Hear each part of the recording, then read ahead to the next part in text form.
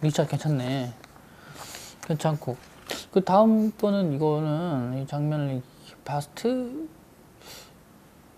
웨스트 아니 클로즈업 아니 클로즈업을 하면 또 얼마나 당겨지는 거지? 헷갈려. 모르겠네. 교수님! 교수님, 안녕하세요. 네, 안녕하십니까?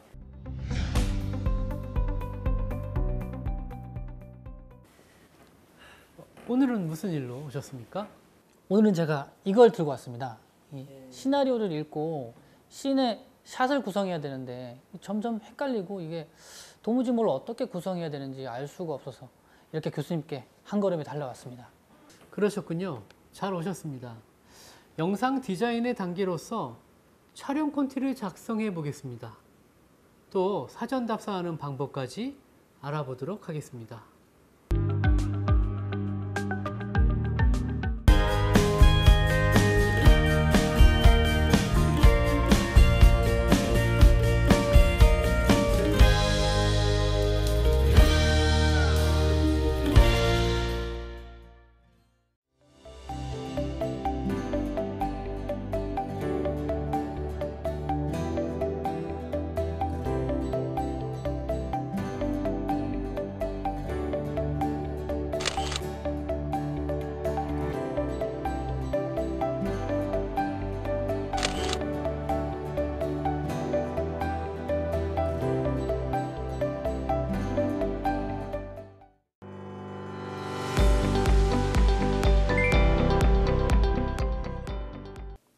먼저 포맷의 개념에 대해서 알아보겠습니다. 오늘날의 동영상은 대부분 플래시 메모리에 기록됩니다.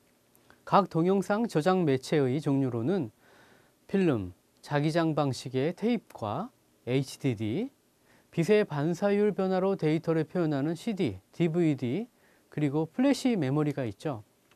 영상 기술의 발전을 통해 영상 원본의 용량이 계속 확대되었기 때문에 이를 기록, 저장, 재생하기 위해 압축할 필요가 있었으며 이때의 영상 압축 방식을 포맷이라고 합니다. 영상을 압축하는 데 있어서 핵심은 최대한 원본 데이터를 열화하지 않으면서 압축률을 높이는 것입니다. 이에 따라 최근에는 색 공간을 훼손하지 않으면서 압축하는 무압축 포맷이 등장하기도 했는데요.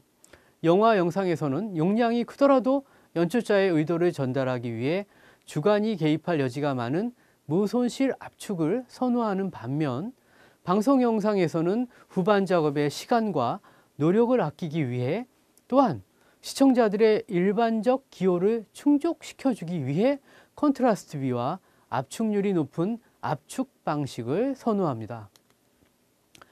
코덱입니다. 아날로그에서 디지털 시대로 넘어오면서 코덱이 등장하게 되는데 코덱은 컴프레스, 압축과 디컴프레스, 풀기의 줄임말입니다. 컴퓨터로 비디오 신호를 입력해서 압축하는 것을 인코딩, 출력하여 압축을 푸는 것을 디코딩이라고 합니다.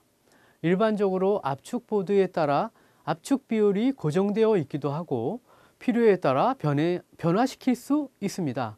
이러한 압축 코덱으로는 DVD 코덱, MPEG 코덱 등이 다양하게 존재합니다. 코덱은 또한 코더와 디코더의 합성으로 오디오나 비디오를 컴퓨터 등에서 처리할 수 있도록 변환하거나 또는 이를 컴퓨터 등에서 재생할 수 있도록 지원하는 소프트웨어를 이루기도 합니다. 코덱의 종류는 매우 다양합니다.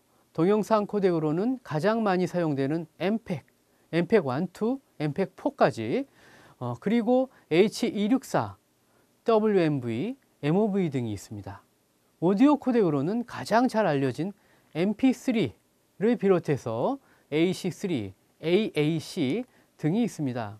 이들 각 코덱은 표준화가 이루어지지 않아서 압축 방법이나 화질, 압축률 등이 서로 다르고 호환성이 없기 때문에 필요한 코덱을 개별적으로 설치해야 합니다. 이러한 번거로움을 피하기 위해서 여러 종류의 코덱을 한꺼번에 설치해 주는 것을 통합 코덱이라고도 하죠. 코덱의 종류를 크게 두 가지로 나눌 수 있습니다.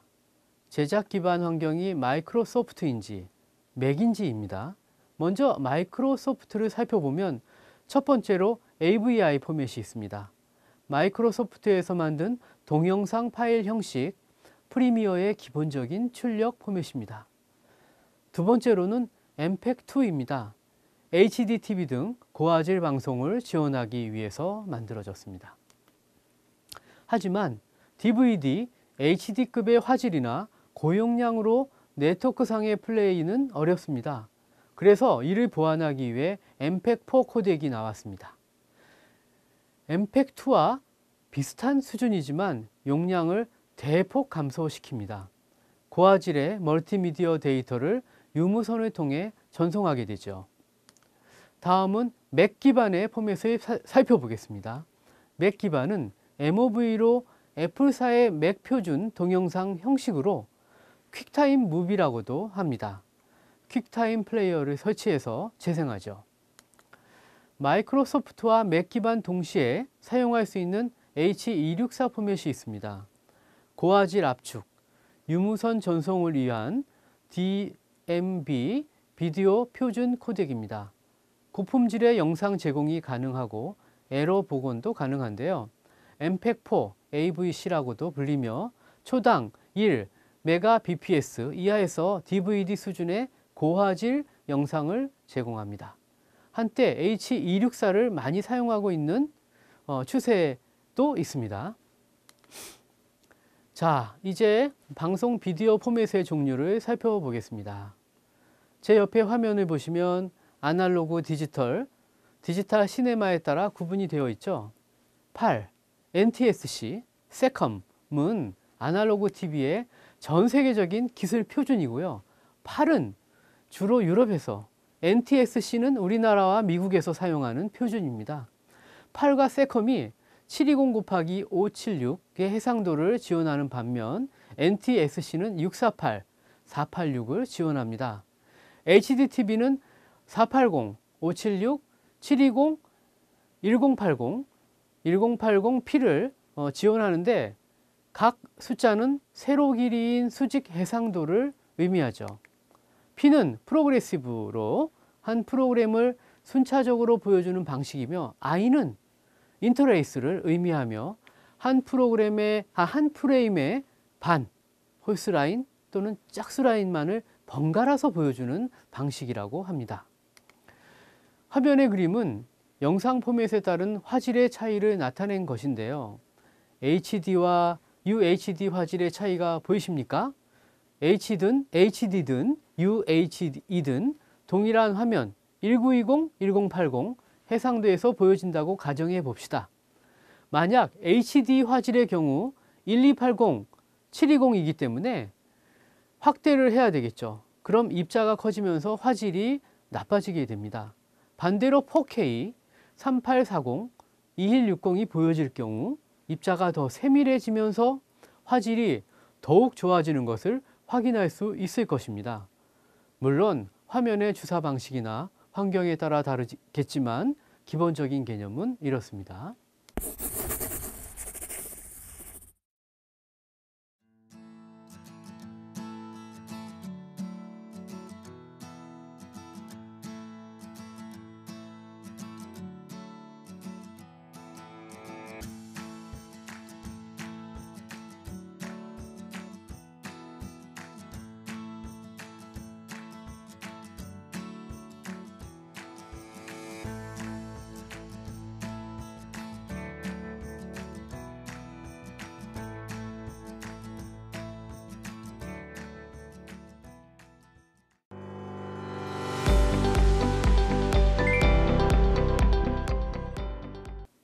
이번에는 여러분이 조금 헷갈리실 만한 영상 문법과 용어에 대해서 자세히 풀어드리겠습니다. 대본은 비주얼 스토리에서 보이고 들리는 모든 것을 종이에 글로 기록하는 사전 제작 도구입니다. 대본은 완성된 비주얼 스토리의 청사진이죠. 좋은 대본은 제작 단계에 필요한 모든 요소, 샷 리스트와 스토리보드를 담고 있습니다. 대본 구성은 매우 양식화된 과정입니다. 대본은 카메라 움직임 같은 감독의 영역을 드러내어 설명하면 안 되는데요. 관객이 무엇을 보고 들을 것인지에만 집중해야지 그것이 어떻게 들리고 보일 것인지를 말하면 안 됩니다. 하지만 만일 대본을 작가 자신이 사용한다면 그러한 내용을 기록해 두는 것이 이후 스토리보드나 연출 작업을 할 때 도움이 될 것입니다. 샷 리스트입니다. 샷 리스트는 대본의 행위 단위뿐 아니라 화면 리스트로 나눠주는 사전 제작 도구이죠.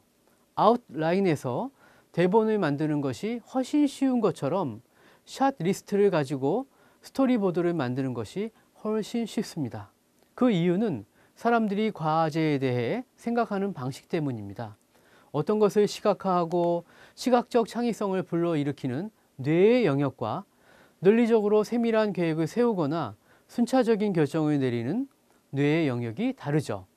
샷 리스트가 빛을 발할 때는 대본을 시각적으로 번역하는 것이 아니라 대본의 영상을 실현하는 것으로 스토리보딩 작업을 할 때이죠. 스토리보드입니다. 스토리보드는 보는 사람이 스토리의 내용을 쉽게 이해할 수 있도록 주요 장면을 그림으로 정리한 계획표를 말합니다. 스토리보드는 시나리오의 내용을 시각화하여 표현하기 위한 도구인 동시에 제작진 사이의 의사소통을 돕기 위한 중요한 수단입니다.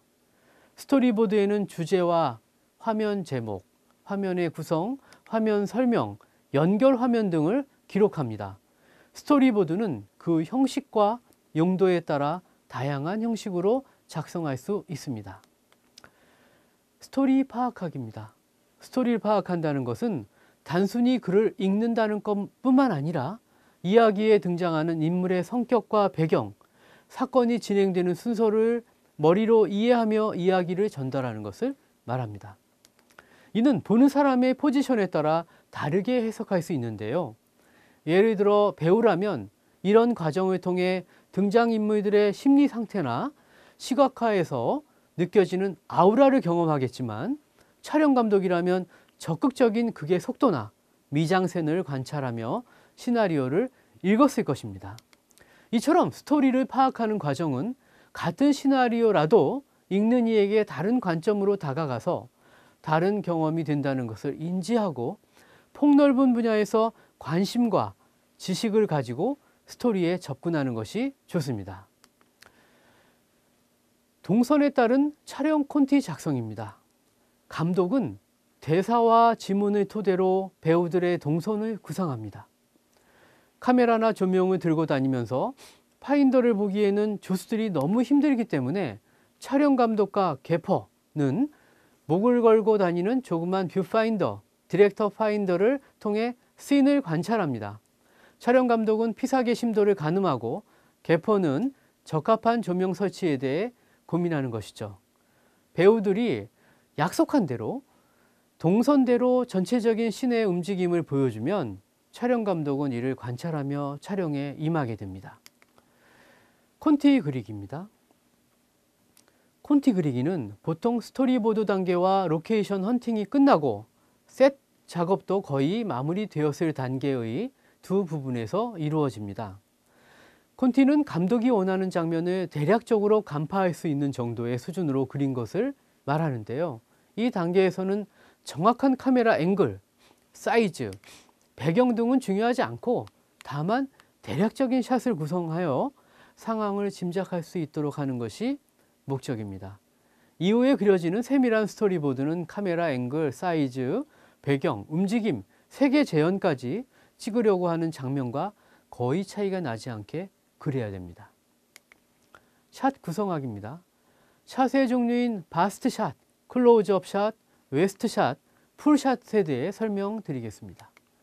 바스트 샷, 바스트 샷은 인물의 가슴 윗부분을 촬영하는 샷으로 인물 촬영의 기본이 되고 안정감이 있어 텔레비전 뉴스나 대담 프로그램, 인터뷰 등에 널리 사용되고 있죠. 클로즈업 샷입니다. 클로즈업 샷은 인물을 크게 촬영하는 샷으로 인물의 얼굴 표정이나 신체의 일부를 세부적으로 나타내려고 할 때 적합하죠. 웨스트 샷입니다. 웨스트 샷은 인물의 허리 위에 상반신을 촬영하는 샷으로 주위 상황과 함께 인물을 모사할 때나 한 화면에 두세 명의 인물을 동시에 나타내고자 할 때 사용되고 있죠. 주로 가수의 노래 부르는 장면이나 드라마 등에서 인물의 대사 장면, 촬영 등에 활용되고 있습니다. 풀샷입니다. 풀샷은 피사체 촬영 시 인물과 배경을 동시에 촬영함으로써 세트의 전경이나 장면의 전체적인 분위기, 인물의 움직임과 배경의 상호 관계 등을 나타낼 때에 주로 사용되고 있습니다.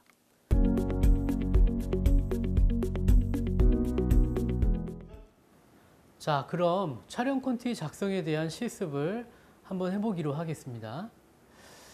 먼저 시나리오를 전체적으로 읽어봅니다.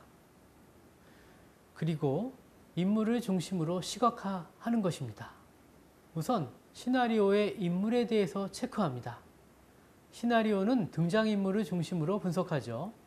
등장인물의 말과 행동을 중심으로 그들의 감정 상태나 극의 진행과 분위기가 조성되기 때문에 시나리오상에서 이에 해당하는 씬이나 씬 중 일부 부분에 표시를 하며 전체 시나리오를 다시 한번 읽습니다. 그리고 인물의 숏 사이즈를 시각화합니다. 첫 장으로 돌아가 체크된 부분을 순서대로 따라가면서 인물의 감정을 표현하고 극대화하기 때문에 적합한 숏 사이즈를 결정해서 시각화해 봅니다. 여러 가지 숏 사이즈의 시각화 후 가장 적합한 샷 사이즈를 해당 부분에 적습니다. 그리고 쇼트의 길이를 시각화합니다. 앞에서 결정한 쇼트 사이즈를 시각화하면서 실제 영화를 본다고 상상하며 가장 적합한 쇼트 길이를 재봅니다. 다음은 시나리오의 배경을 시각화합니다. 시나리오의 배경에 대해서 체크합니다. 시나리오의 배경은 영화의 전체적인 분위기와 미술 설계를 어떻게 할 것인지를 가늠하게 합니다. 배경 설정에 해당하는 부분에 체크하면서 전체 시나리오를 읽습니다. 그리고 공간 설계를 시작합니다. 시나리오에 묘사되어 있는 배경 공간을 시각화하여 봅니다. 묘사된 내용을 충실하게 시각화하였는지 점검하며 시나리오의 의도를 훼손하지 않는 선에서 새로이 추가하거나 변경할 부분이 있는지 생각해 봅니다. 시나리오의 배경 공간 묘사가 자세하지 않을 경우 다양한 가능성을 염두에 두고 자유로이 시각화를 시도해 봅니다. 시각화 후에는 간단히 정리해서 필기해 두는 것이 도움이 됩니다. 다음은 시간 설계를 시각화합니다. 배경에는 공간뿐 아니라 시간 또한 중요한 요소이죠. 시나리오의 주제를 극대화하기 위해서 시각화한 공간에 어울리는 시간이나 시간대를 가늠하고 시각화합니다. 숏 사이즈를 활용하여 콘티를 그려보겠습니다. 글 콘티를 우선 작성합니다. 수행 내용에서 분석한 단편 시나리오를 토대로 글 콘티를 작성해 봅니다.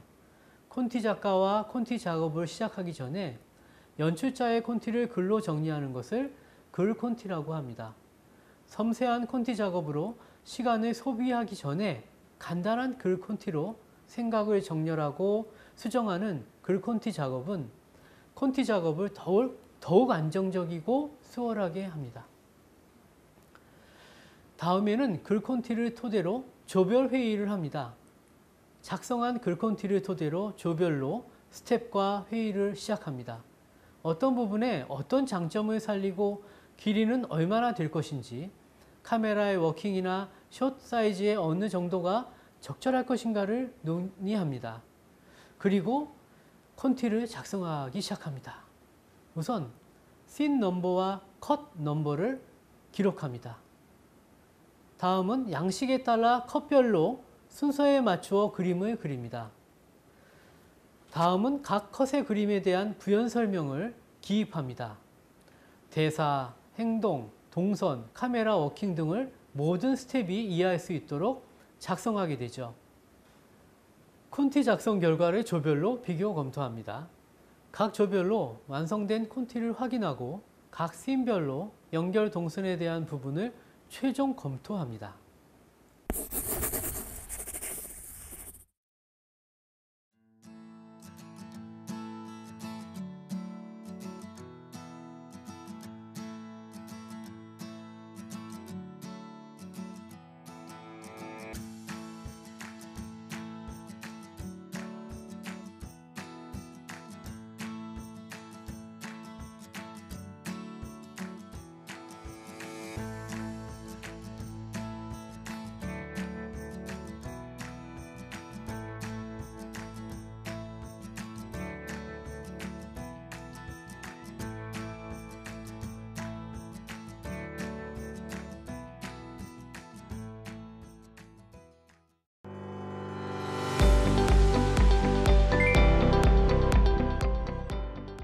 영상 제작 시 세트를 만들거나 소품을 준비할 경우 비용이 많이 필요하기 때문에 세트를 만들기보다 대여해서 촬영해야만 하는 경우가 대부분입니다. 연출자는 촬영 감독과 함께 영화의 현실감과 완성도를 높일 수 있는 촬영 장소를 찾아야 합니다. 기본적으로 주위 환경을 통제하기 용이한 곳이 좋겠죠. 세부적으로 몇 가지 상황을 고려해야 되는데요. 촬영의 경우 카메라를 설치할 공간이 충분한가? 광량이 충분한가? 동선이 충분히 확보되는가? 어떤 렌즈를 사용할 수 있을까? 다양한 샷 사이즈가 활용될 수 있는가를 살펴봐야 됩니다. 조명의 경우 조명을 설치할 공간이 충분한가? 조명 사용을 위한 전력 공급은 가능한가? 일출과 일몰 시간은 어떠한가? 태양광의 방향은 어디서 비추는가? 주변 환경이 태양광에 미치는 영향은 어떠한지를 살펴봐야 됩니다. 사운드입니다. 붐 마이크 등의 오디오 장비를 사용할 공간이 충분한가? 주변에 지나친 소음이 있어 녹음에 방해가 되지는 않는가? 울림 등의 공간 특성이 존재하는가를 살펴봐야 됩니다. 미술입니다. 대도구나 소도구가 배치할 공간이 충분한가? 시나리오에 지시된 미술 디자인이 이미 되어 있는지를 살펴봐야 됩니다. PD의 경우는 장소 섭외가 가능한지, 주차 공간도 확보되어 있는지, 스텝에게 숙식을 제공할 만한 여건이 되는지를 살펴보아야 합니다.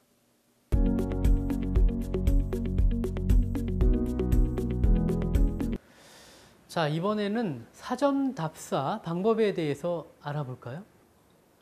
사전 답사하는데 뭐 방법이 딱히 있나요? 답사의 방법까지는 정해져 있지 않습니다. 하지만 촬영자나 스태프로서 알아두어야 할 것이 많죠. 먼저 장소 후보를 선정해야 되는데요.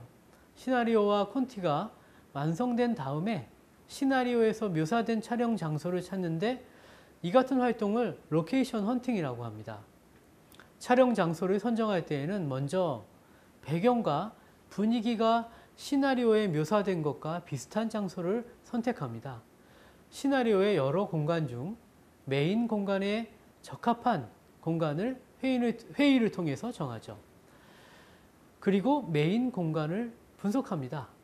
선정된 메인 공간의 특징과 시나리오적 성격을 분석합니다.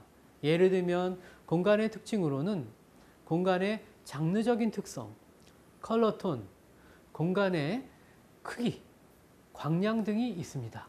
장르적 특성에 대한 예로는 로맨틱 코미디에서는 밝고 다양한 공간을 활용하는 반면 느와르에서는 전체적으로 어둡고 협소한 공간을 활용하는 것을 예로 들 수 있습니다.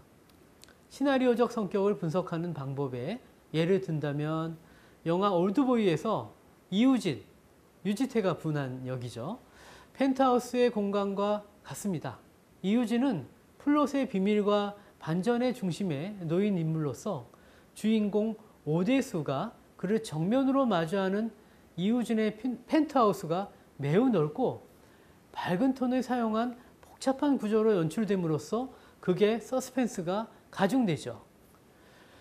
레퍼런스 이미지 선정학입니다. 선정 기준을 정할 때 레퍼런스 이미지를 선정하는 방법에 여러 가지 기준이 있습니다. 여기에는 기존 작품을 토대로 하는 장르별, 색감별, 질감별 기준을 제시하였지만 다양한 방법과 기준으로 자료를 수집할 수 있습니다. 조별 수행을 진행할 때 인원 및 역할을 나누어서 다음의 기준 등을 모두 적용해서 레퍼런스 이미지를 선정해 보겠습니다. 우선 장르별입니다. 선정된 시나리오와 유사한 장르의 영화 중에서 유사한 메인 공간을 가지고 있는 영화를 참조합니다. 색감별로 보시면요.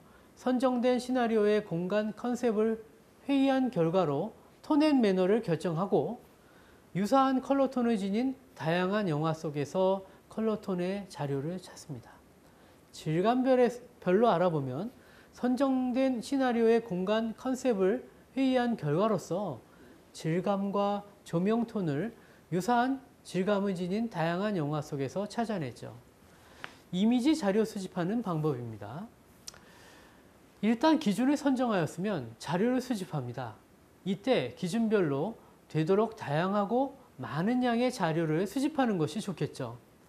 유사한 특징을 지닌 자료를 단번에 여러 가지를 찾아내는 것은 어렵기 때문에 인터넷 검색이라든지 관련 도서, 관련 종사자에게 문의하는 등의 방법을 통해서 1차 조사를 하고 회의를 통해 자료를 수집하고 관련 영화를 논의합니다. 로케이션 컨셉을 정하는 방법으로는요. 수집한 레퍼런스 이미지를 토대로 회의를 통해서 적합한 최종 컨셉을 결정합니다. 고려해야 할 사항이 많기 때문에 기준을 적어두고 모든 기준을 충족하였는지 확인하는 것이 좋겠죠. 촬영 장소로서의 적합성을 판단하기 위해서는 적합한 촬영 장소를 선정한 후 사전 답사를 나감으로써 실제 현장의 환경을 확인해야 합니다. 사전 답사에는 일반적으로 키 스텝, 즉 연출자와 촬영 감독, 사운드 감독, 조명 감독, 미술 감독, PD가 참여해서 다음에 촬영 여건을 확인합니다. 이때 동영상이나 스틸 카메라로 사진을 찍고 현장 스케치 작업을 하는 것이 필요하겠죠. 만일 촬영 장소가 특별한 건물이거나 독특한 구조라면 여러 각도에서 촬영해 놓는 것이 좋습니다.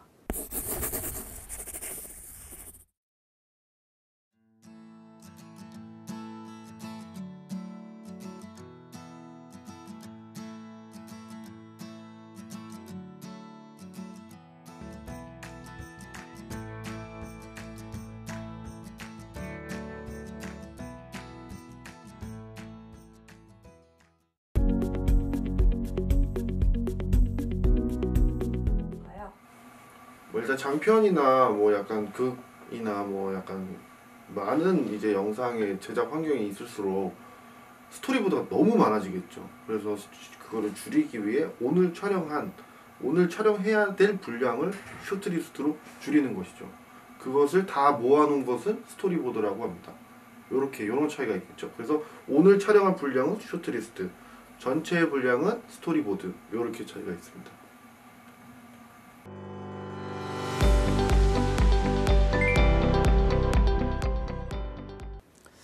오늘 이렇게 함께 영상 포맷과 촬영 콘티 작성하는 방법도 배우고 실습도 해보고 사전 답사에 대한 실습까지 해보셨는데 어떠셨습니까? 포맷은 좋은 게 좋은 거라 이렇게 생각하고 답사는 또 굳이 체크를 해야 되나 뭐 이런 아니라는 생각이 많았거든요. 교수님 말씀 듣고 보니까 생각보다 중요한 부분을 내가 많이 놓치고 있었구나 이런 생각이 드네요. 오늘 배운 거를 현장에서 잘 활용해 보도록 하겠습니다. 네, 그러신가요? 귀찮은 일일수록 더 잘 꼼꼼하게 챙기면 나중에 굉장히 편해지죠. 네, 신경 쓰면 좋겠습니다. 감사합니다, 교수님. 예, 그럼 오늘 여기까지 하고 마치도록 하겠습니다. 네.